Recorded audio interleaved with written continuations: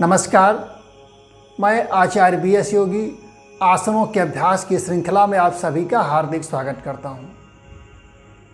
आशा है आप स्वस्थ और सानंद होंगे और हमारे द्वारा पूर्व में बताए गए कुछ आसनों का आपने अभ्यास करके लाभ भी उठाया होगा। इसी क्रम में, इसी श्रृंखला में आज हम आपको बकासन का अभ्यास कराने जा रहे हैं। इस वीडियो में बकासन का उसकी विधि भी बताएंगे, उसका लाभ भी बताएंगे। पहले हम देखते हैं बकासन, इसका नाम क्यों है।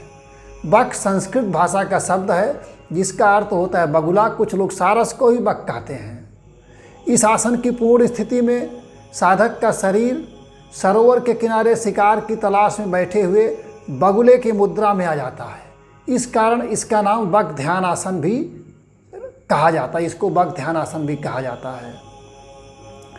इसमें हम आगे आपको बताएंगे लाभ, सावधानी, विधि, अभ्यास भी कराएंगे। लेकिन उसके पहले एक छोटा सा निवेदन करना चाहते हैं। अगर यह वीडियो या इस प्रकार के कोई वीडियो हमारे अगर आपको लगते हैं कि अच्छे, उपयोगी लगते हैं तो उन्हें स्वयं देख कर के ना रह जाएं, अपने मित्रों और परिचितों में भी शेयर करें तो ये समाज के लिए भी लाभदायक सिद्ध होगा। दूसरा, अगर आपको कोई आवश्यकता लगती, चाहे इस वीडियो में कोई चीज़ समझ में नहीं आई, कुछ कन्फ्यूजन है या किसी रोग पर, किसी आसन पर आप वीडियो चाहते हैं, जानकारी चाहते हैं, तो बिना किसी संकोच के आप कमेंट बॉक्स में कमेंट करें। हम आपके कमेंट को खुद पढ़ते हैं और उसका उत्तर भी लिखेंगे और जो आपकी मांग होगी, जो आपकी आवश्यकता होगी, उसे पूरा करने का प्रयत्न भी करेंगे। तो आइए अब हम देखते हैं बकासन की पहले विधि, इसके बाद लाभ और सावधानियाँ भी बताएंगे। बकासन के अभ्यास के लिए वज्रासन में बैठ जाएं, श्वास को शिथिल करें, मन को शांत होने दें। इसके बाद दोनों हाथ को उठावें। हाथों की दूरी उतनी ही रहेगी जितनी कंधों की दूरी है। ज़मीन पर हाथ को रख लें। हथेलियों को ठीक से स्थित करने के बाद दोनों घुटनों को कांख पर स्थित करें। पैर को ऊपर उठाएं, शरीर को थोड़ा आगे ले आएं। संतुलन बना करके इसी अवस्था में रुकें। यह बकासन की पूर्ण स्थिति है। इस स्थिति में दृष्टि नासिकाग्र पर केंद्रित करें। श्वास सामान्य रखें। प्रायः 10-15 सेकंड से लेकर के 2-3 मिनट तक इसमें रुका जा सकता है। इसका अभ्यास 2 बार कर सकते हैं आप, इससे अधिक नहीं करना है। अपनी क्षमता और आवश्यकता के अनुसार जितनी देर रुक सकें उतनी देर रुकें। उसके बाद धीरे धीरे एक एक करके पहले आप दोनों पैर जमीन पर लाएंगे, फिर वज्रासन में बैठ जाएं। वज्रासन में बैठने के बाद फिर श्वास को सामान्य करें, रक्त संचार सामान्य होने दें।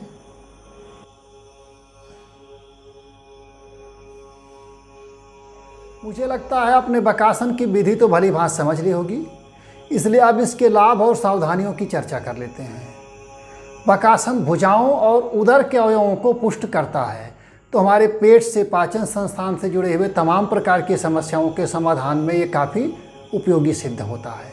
इसके अलावा हमारी हथेली और उंगलियों के मसल्स, मणिबंध, कलाई, कोहनी, बाहों और कंधों की मांसपेशियां इससे सशक्त होती हैं। यह मस्तिष्क और नर्वस सिस्टम, इन दोनों के कार्यों में समन्वय स्थापित करता है तथा इन दोनों संस्थानों को बल भी देता है। इसके अलावा ये दक्षिण और वाम मस्तिष्क का सम विकास करने में भी काफ़ी लाभकारी है। कई लोगों का दक्षिण मस्तिष्क अधिक सक्रिय होता है, कई लोगों का वाम मस्तिष्क यानी राइट ब्रेन, लेफ्ट ब्रेन, दोनों के कार्य अलग अलग हैं। उनके लाभ, उनके कार्यों का विवरण तो यहाँ नहीं दिया जा सकता, लेकिन दोनों के अलग अलग कार्य हैं। तो जिनके दोनों का सम विकास होता है वो अच्छा माना जाता है, एकांगी विकास नहीं अच्छा माना जाता है। तो ये बकासन और संतुलन के और कई आसन हैं, वो सभी इसमें काफ़ी अच्छी भूमिका निभाते हैं कि राइट और लेफ्ट ब्रेन को ये कोऑर्डिनेट भी करते हैं, उनका सम विकास करते हैं। इसके अलावा ये माइंड और नर्वस सिस्टम में अच्छा कोऑर्डिनेशन लाते हैं। इसके कारण शरीर के हमारे कई तंत्र बहुत अच्छा काम करते हैं। इस आसन के नियमित अभ्यास से एकाग्रता की वृद्धि होती है, पेशेंस बढ़ता है, यानी धैर्य भी बढ़ता है। सिर्फ एकाग्रता नहीं, धैर्य भी बढ़ता है और हमारे नवयुवकों को, विद्यार्थियों को, टीनेजर्स को इसकी बहुत आवश्यकता होती है। आजकल छोटी छोटी बात पर मार्क कम आ गए तो लोग सुसाइड कर लेते हैं और छोटी छोटी बात पे हतोत्साहित भी हो जाते हैं, कॉन्फिडेंस भी लूज होता है। तो आत्मविश्वास भी ये बढ़ाता है। एकाग्रता, आत्मविश्वास और धैर्य, इन तीनों को बढ़ाने में इस आसन का बहुत महत्वपूर्ण योगदान है। इसलिए इसका अभ्यास नवयुवकों को तो ज़रूर करना चाहिए। तो हमने देखा है कि काफ़ी लाभकारी आसन है, लेकिन ये सभी को नहीं करना है। कुछ लोग ऐसे भी हैं ये नहीं कर सकते, तो इसकी कुछ सावधानियां भी हैं।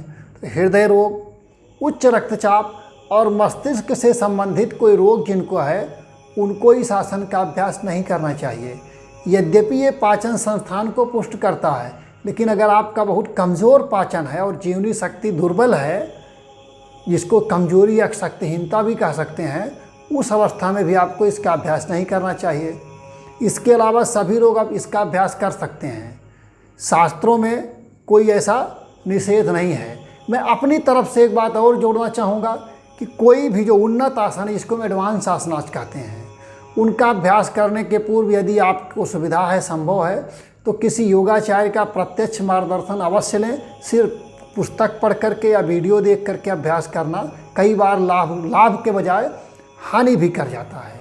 तो इसलिए आप अकेले अभ्यास करते हैं, इसी का नहीं किसी भी आसन का, तो सावधानी से करें और जहाँ तक आपको संभव है वहाँ तक प्रत्यक्ष मार्गदर्शन लेने के बारे में पहले विचार करें, सीखें, फिर अभ्यास करें।